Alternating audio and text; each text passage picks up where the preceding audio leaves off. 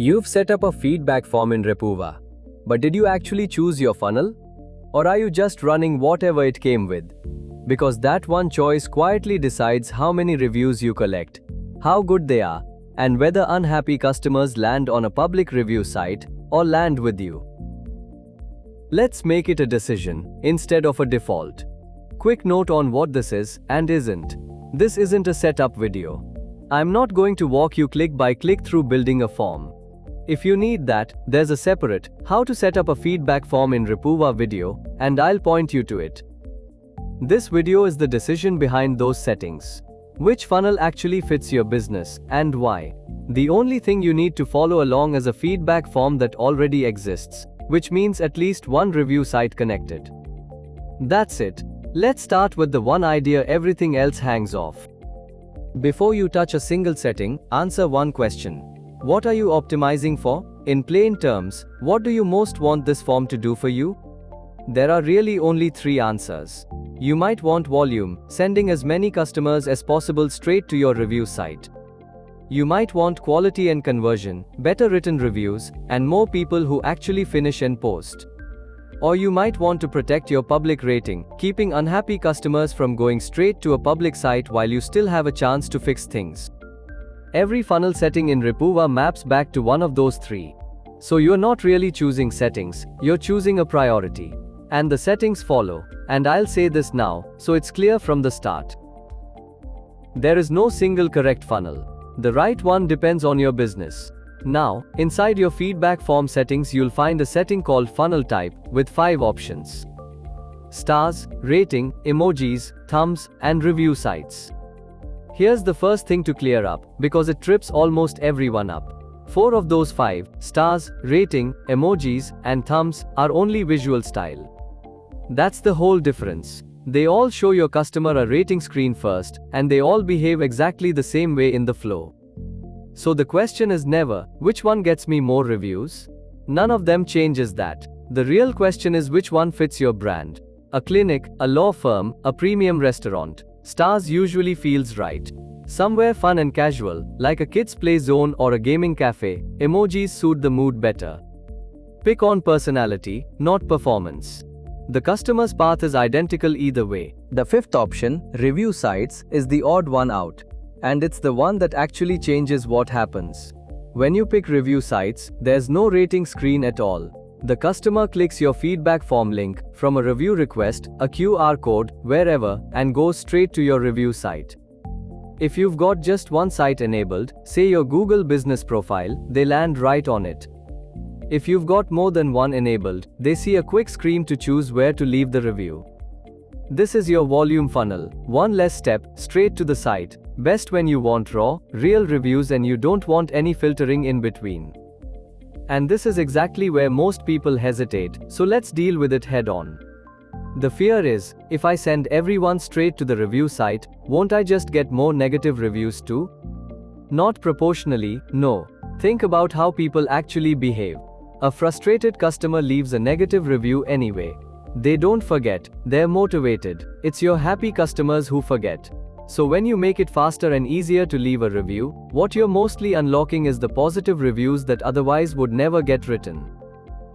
A volume funnel lifts your positives far more than it lifts your negatives. One honest thing about this funnel, so you know exactly what it does. What it maximizes is reach, how many people actually land on your review site. Once they are there, most leave a review, but some hesitate over what to write and drop off. The saving grace is that on most sites, including Google, a customer can leave just a star rating with no text, and that still counts as a review. So even your low-effort visitors convert. What this funnel doesn't do is help the ones who freeze at the blank box. And that's exactly what the next couple of settings are for. So that's the volume path. The opposite instinct is this. What if you want to catch unhappy customers before they post publicly? That's the next decision, routing low ratings to a private feedback form. Because there's a rating screen, Repuva can split the path.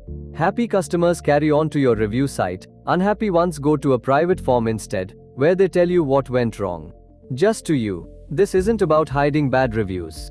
It's about hearing an unhappy customer out and fixing the problem before it becomes a public complaint. You get two things from it. A healthier public rating, because fewer negatives reach the review site, and honest feedback you can actually act on. One caveat, and it's worth a beat.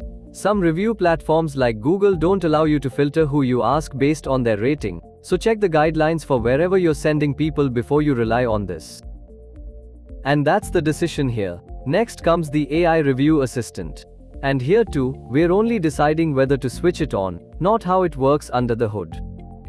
When it's on, after the customer rates you, they answer a few quick questions and get a review draft they can tweak and post. Switch it on if you want better quality reviews, less blank page hesitation, and more people finishing, because a lot of customers drop off simply because they don't know what to write. That's the decision. Building the actual questions is a video of its own, and I'll link it. Now, one more choice. How many review sites to enable? My recommendation, and it's a strong one, start with a single site. Usually your Google business profile. Even if you've connected several sites to Repuva, you don't have to switch them all on. Enabling just one keeps the path clean. No extra selection screen, no decision fatigue, one obvious place to leave a review. There's an advanced move worth knowing, but treat it as a footnote: rotating sites. Instead of running several at once, you run one at a time across periods. Say Google for the first 25 days of the month, then TripAdvisor for the last 5, to spread reviews across platforms.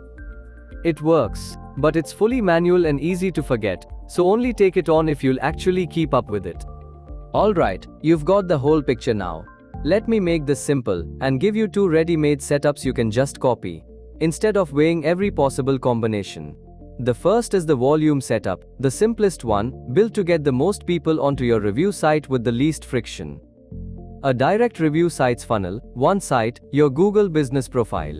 Here's something important. This is the setup Repuva already builds for you automatically, the moment you connect a review site.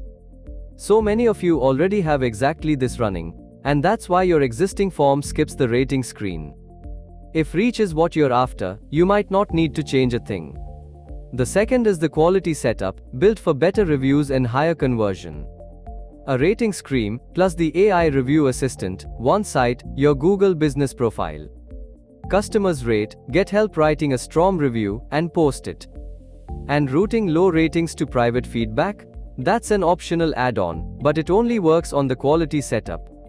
It can't work on the volume one, because the volume setup skips the rating screen, and the filtering only happens at that rating step.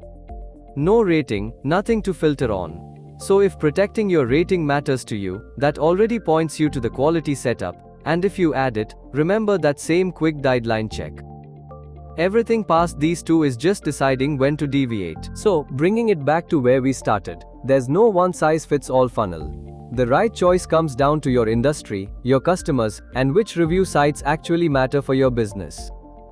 Decide what you're optimizing for: volume, quality, or protecting your rating, and the funnel almost picks itself.